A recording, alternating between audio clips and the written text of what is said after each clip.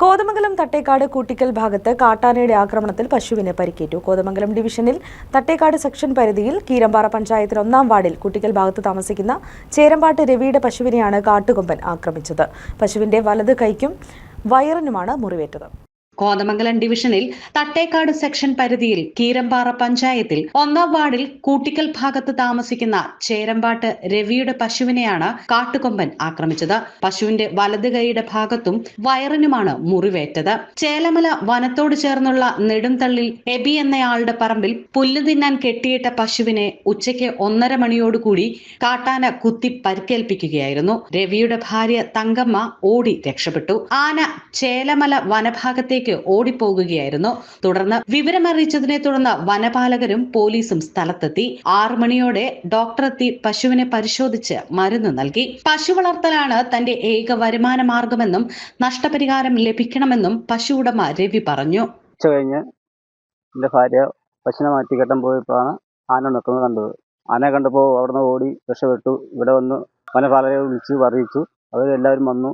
ആനയെ ഓടിച്ചപ്പോൾ ആന ഓടി പശുവിനെ കുത്തി മറിച്ചിട്ടു. ചെറിയ 2 പരിക്കുണ്ട്. കാലിനുണ്ട്, വയറിനുണ്ട്. ഞങ്ങൾ ഏക വരുമാനമായിരുന്നു പശു. ഉടമയ്ക്ക് നഷ്ടപരിഹാരം ലഭിക്കാനുള്ള നടപടികൾ സ്വീകരിക്കുമെന്ന് Thattekad section officer CS Divakaran പറഞ്ഞു. അതേപോലെ തന്നെ അവര് അറിയിച്ചനുസരിച്ച് നമ്മുടെ ആനപാത്രന്മാർ വന്ന് ആനയെ ഓടിച്ചു വിട്ടു. അപ്പോഴാണ് അറിയുന്നത് ഒരു പശുവിനെ ആന കുത്തിയ കാര്യം. അന്നേരമാണ് അറിയുന്നത്.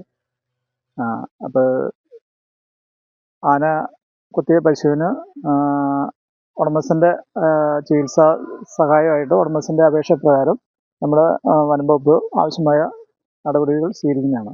ആന പശുവിനെ കുത്തിമറിക്കുകയായിരുന്നുവെന്നും പടക്കം പൊട്ടിച്ചാണ് ആനയെ തുരത്തിയതുമെന്നും വാച്ചർ ജോളി പറഞ്ഞു. 5 മിനിറ്റിനുള്ളിൽ തന്നെ ഞങ്ങൾ ഈ സംഭവ സ്ഥലത്ത് എത്തി. ഞങ്ങൾ എത്തുന്ന സമയത്ത് തങ്ക ആനയിൽ നിന്ന് ഓടി രക്ഷപ്പെട്ട് വീടിന്റെ ഭാഗത്തെത്തി നിൽക്കുകയായിരുന്നു. ഉടനെ അവിടെ ഉള്ള എബി എന്ന് പറയുന്ന ആളുടെ പറമ്പിലാണ് ആന നിന്നത്. ഉടനെ ആനയെ നീക്കുന്നതിനിടയിൽ ആന പെട്ടെന്ന് തന്നെ വളരെ ദൂരത്ത് നിന്ന പശുവിൻ്റെ അടുക്കിലേക്ക് ഓടി ചെല്ലുകയും ആന ആദ്യം പശുവിനെ കുത്തി മറക്കുകയാണ് ചെയ്തത്.